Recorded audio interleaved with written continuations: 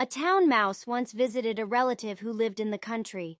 For lunch, the country mouse served wheat stalks, roots, and acorns, with a dash of cold water for drink. The town mouse ate very sparingly, nibbling a little of this and a little of that, and by her manner making it very plain that she ate the simple food only to be polite. After the meal, the friends had a long talk, or rather, the town mouse talked about her life in the city while the country mouse listened. They then went to bed in a cozy nest in the hedgerow and slept in quiet and comfort until morning. In her sleep, the country mouse dreamed she was a town mouse with all the luxuries and delights of city life that her friend had described for her.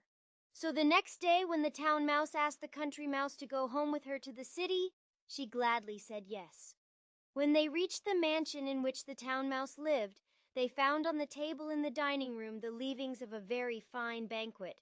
There were sweetmeats and jellies, pastries, delicious cheeses, indeed, the most tempting foods that a mouse can imagine. But just as the country mouse was about to nibble a dainty bit of pastry, she heard a cat mew loudly and scratch at the door.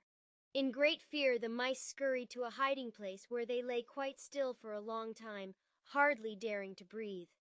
When at last they ventured back to the feast, the door opened suddenly, and in came the servants to clear the table, followed by the house dog.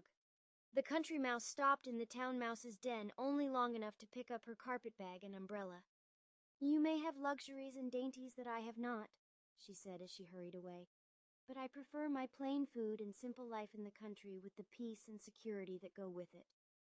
Moral of the story: poverty with security is better than plenty in the midst of fear and uncertainty.